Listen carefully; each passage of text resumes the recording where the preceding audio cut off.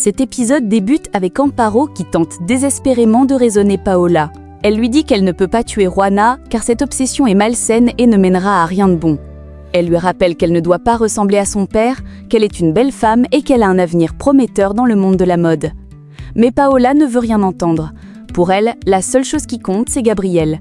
Elle affirme que Camila est amoureuse de lui, qu'elle va la manipuler pour se débarrasser de Juana, puis la dénoncer à la police. Pendant ce temps, Gabriel, très en colère, confronte Camila. Elle tente de le convaincre que Juana ne l'aime que pour son argent et que Paola est son amie. Gabriel lui répond que Juana est l'amour de sa vie.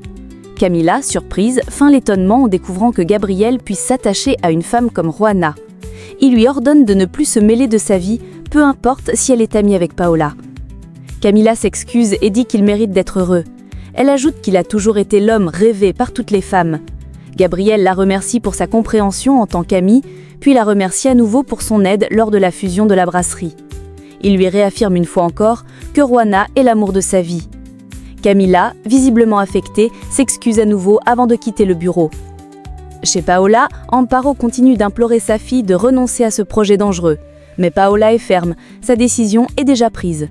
Amparo lui rappelle qu'elle est sa fille, qu'elle ne peut pas la laisser reproduire les erreurs de son père, qu'elle refuse de l'avoir ruiné sa vie de cette manière. De son côté, Camila se prépare devant le miroir, se maquille tout en pensant que c'est elle que Gabriel mérite réellement. Elle se persuade qu'elle sera à ses côtés pour le consoler lorsqu'il perdra Juana et leur bébé. Le soir venu, à l'entreprise, les employés commencent à arriver pour la fête. Enriqueta attend impatiemment Felipe, les yeux rivés sur son téléphone. Carlos remarque son inquiétude et lui propose de l'accompagner à la fête puisque son invité tarde à venir. Pendant ce temps, Chemis parvient à convaincre Felipe d'aller honorer l'invitation d'Enriqueta. À la fête, Camila tient les mains de Gabriel et le remercie de l'avoir protégé quand Rogelio l'avait menacé après son vote contre lui au conseil d'administration. Rogelio arrive à son tour et les interrompt froidement, félicitant Gabriel d'avoir enfin obtenu ce qu'il voulait. Il lui lance que si son père revenait à la vie, il serait furieux de le voir offrir leur entreprise aux étrangers. Mais Gabriel réplique que si son père revenait, il verrait plutôt que l'homme en qui il avait placé sa confiance est un traître. Camila et Carlos préfèrent les laisser seuls. Rogelio interdit alors à Gabriel de s'approcher de Camila, qu'il considère toujours comme sa femme. Il l'accuse d'être misérable et de refuser de donner la moitié de ses actions à Paola. Gabriel explique qu'il a hérité de ses actions et qu'elles ne font pas partie du partage des biens matrimoniaux. Rogelio, furieux, tente de s'en prendre à lui physiquement, mais Carlos et Claudio arrivent à temps. Claudio prend la parole et dit que la seule chose qui intéresse sa fille, c'est d'avoir la garde du fils de Juana et Gabriel. Rogelio affirme qu'il fera tout pour défendre les droits de sa fille et les terres de sa famille, où sont aujourd'hui implantées les brasseries. Gabriel lui rappelle que son père avait vendu cette terre et lui demande si c'est lui le traître dont parlait le détective Castillo. Camila interrompt la dispute en annonçant l'arrivée des Espagnols. Chez Joséphine, Margarita parle sans cesse de son père, qu'elle décrit comme un homme bon. Elle évoque aussi Pacheco, qui lui apporte du soutien et lui a même offert un cadeau. Felipe sort de sa chambre, bien habillé, prêt à assister à l'événement de la brasserie. Joséphine est furieuse, rangée par la jalousie, car elle réalise que son fils grandit et s'intéresse à une autre femme. À l'extérieur, Felipe croise Yadira, qui respire son parfum avec émotion. Il lui conseille d'éviter de créer de nouveaux scandales avec Enriqueta, mais Yadira ne veut rien entendre. Pendant ce temps, Gianni parle avec Juana au sujet de Salvador. Elle lui dit qu'il a de beaux yeux. Juana est heureuse que sa mère s'intéresse enfin à un autre homme. Elle confie qu'il est le seul qu'elle approuve à 100%. Ensuite, elle dit vouloir prendre un peu d'air. Gianni propose de l'accompagner, mais Juana refuse, affirmant que rien ni personne ne lui fera de mal. À la fête, Eliana, Susana, Inès et Daniela parlent encore du scandale de Rogelio. Eliana ne cesse de lancer des regards charmeurs à Manuel. Ce dernier dit à son père que les employés auront du mal à le respecter après un tel incident. Rogelio, quant à lui, reste déterminé à détruire Gabriel. Un peu plus tard, Felipe arrive à la fête. Un serveur, moqueur, lui dit qu'avec sa tenue, il ne pourrait faire que servir les bières. Pendant ce temps, Carlos discute avec Enriqueta de la guerre entre les Rubio et les Fuenmayor. Rogelio s'approche alors de Camila et lui confie que l'un de ses hommes de confiance rend visite à son frère, actuellement en prison.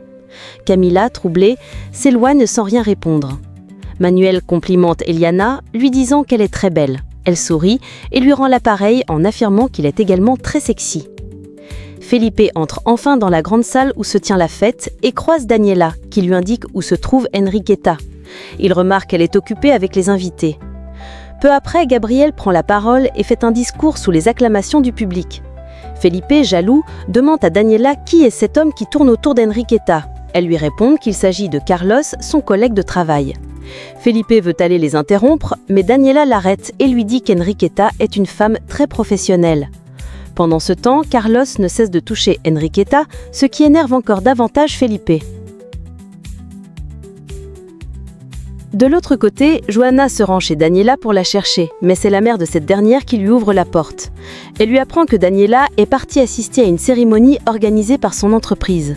Curieuse et un peu inquiète, la mère de Daniela demande à Johanna ce qui ne va pas entre elle et sa fille. Johanna, d'un air sincère, reconnaît qu'elle a été un peu trop égoïste avec les gens qu'elle aime. Elle admet que son amie lui manque énormément, qu'elle lui manque chaque jour, qu'elle pense souvent à elle, à leurs moments passés ensemble et qu'elle regrette certaines paroles et certaines actions. Touchée, la mère de Daniela prend Johanna dans ses bras avec tendresse, comme pour lui faire comprendre qu'elle n'est pas seule. Pendant ce temps, à la fête, Susana ne peut s'empêcher de remarquer que Carlos reste toujours très proche d'Enriqueta. Elle observe chacun de leurs gestes, leurs regards, leurs sourires complices. Elle a l'impression qu'ils forment un véritable couple, ce qui commence à la déranger profondément.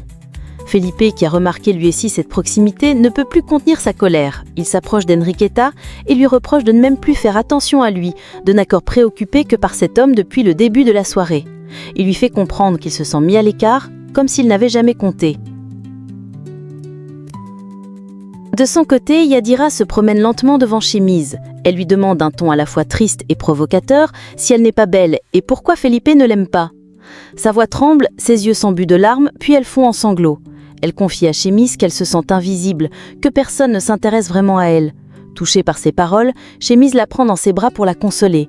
Elle se blottit tendrement contre lui et lui dit qu'à partir de maintenant, il serait son meilleur ami. Mais dans le regard de Chemise, on devine une déception. Il aurait espéré davantage. Pour lui, cette amitié est bien en dessous de ce qu'il ressent réellement. À la fête, Felipe finit par exploser. Il fait une scène de jalousie spectaculaire devant tout le monde, ne pouvant plus supporter ce qu'il voit. Après avoir crié sa frustration, il quitte la salle brusquement, laissant derrière lui une atmosphère lourde et tendue. Gabriel, de son côté, discute avec son avocat de sa situation avec Johanna. Claudio l'écoute attentivement et lui promet que tout ira bien, qu'il fera tout ce qui est en son pouvoir pour l'aider.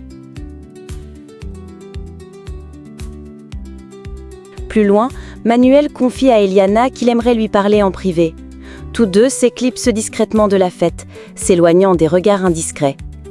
Enriqueta, quant à elle, rattrape Felipe et l'emmène dans son bureau pour lui parler. Elle lui assure qu'il n'y a rien entre elle et Carlos. Mais Felipe n'en croit rien. Il est convaincu que Carlos est attiré par elle. Enriqueta lui explique qu'elle a invité Carlos pour faire comprendre aux autres que elle et Felipe sont en couple, qu'elle voulait officialiser leur relation. Elle lui reproche également son comportement déplacé. Carlos les interrompt en arrivant, demande si tout va bien et Felipe, excédé, s'en va. De son côté, Rogelio s'avance vers Camila devant tout le monde et l'emmène de force avec lui, sans lui laisser le choix. Il lui ordonne de ne pas faire de scène. En parallèle, Manuel et Eliana se laissent emporter par leurs sentiments dans un moment intime dans le bureau. Pendant ce temps, Daniela trouve la fête ennuyeuse, voire ratée. Mais Susana n'est pas du même avis. Elle s'amuse bien et pense que la soirée est un succès. Enriqueta revient dans la salle de fête. Carlos l'approche immédiatement. Il lui demande pourquoi elle a invité Felipe. Triste, elle lui répond qu'elle voulait qu'il découvre son monde, qu'il sache qui elle est vraiment. Carlos lui dit que Felipe n'aurait jamais dû être là. Enriqueta réplique qu'elle ne veut plus qu'il lui montre de la jalousie. Carlos tente de lui faire comprendre qu'il voulait juste la protéger, car Felipe n'est pas fait pour elle. Il insiste sur le fait qu'elle mérite quelqu'un de meilleur, car c'est une femme exceptionnelle, une grande professionnelle. En parallèle, Gabriel s'inquiète de ne pas voir Rogelio à la fête. Il en fait part à son avocat qui partage son inquiétude. Carlos tente de le rassurer en lui disant que son père serait fier de lui s'il était encore en vie. Gabriel admet que Carlos avait peut-être raison au sujet de Rogelio et avoue qu'il aurait tellement aimé que son père soit là à ses côtés. De l'autre côté, Rogelio accompagne Camila jusque chez elle. En chemin, il croise la mère de Camila. Celle-ci, intriguée, demande à sa fille qui est cet homme. Camilla répond que c'est Rogelio, un collègue de travail. Rogelio salue poliment la dame avant de repartir. Le lendemain matin, Camilla téléphone à l'homme qu'elle a engagé. Elle lui dit qu'elle est suivie et lui donne les consignes pour qu'il puisse se retrouver discrètement chez sa mère sans éveiller les soupçons. Au même moment, la mère de Camilla se réveille en exprimant sa satisfaction. Elle confie qu'elle a passé une excellente nuit sur un matelas confortable et pense que Rogelio doit vraiment aimer sa fille pour lui offrir autant de confort. Mais Camilla la détrompe en lui affirmant que Rogelio n'aime personne. Elle part ensuite préparer le petit déjeuner pour sa mère. De son côté, le chauffeur de Paola souhaite l'accompagner dans sa sortie, mais elle refuse catégoriquement. Elle lui dit qu'elle veut sortir seule, sans escorte. Pendant ce temps, Gabriel rend visite à David chez lui. Il le remercie sincèrement de protéger Juana, puis lui révèle que Rogelio est la personne derrière tous les problèmes qui touchent leur entreprise. Il ajoute toutefois qu'il n'a aucune preuve tangible. Il supplie David de ne parler de cela à personne, surtout pas à Juana.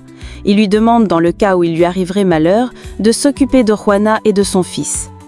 David, bouleversé, lui promet de veiller sur eux. Plus tard, Chemi s'interroge Felipe sur la fête. Felipe, encore très énervé, lui répond que ça ne valait pas la peine d'y aller. Enriqueta, quant à elle, repense au scandale que Felipe a causé, à ses accusations sur les intentions de Carlos et aux paroles blessantes qu'il lui a dites. Ces souvenirs la troublent profondément. Elle essuie ses larmes et se rend au travail avec peine mais détermination. De leur côté, Paola et Camilla se retrouvent en secret. Paola veut remettre elle-même l'argent destiné à l'homme chargé de tuer Juana. Mais Camilla insiste pour que ce soit elle qui donne l'argent aux hommes. Finalement, Camilla ouvre la porte à ceux qu'elle a engagés et leur présente Paola comme la commanditaire de la mission. Paola est prise de panique. Elle réalise que la situation est en train de lui échapper totalement.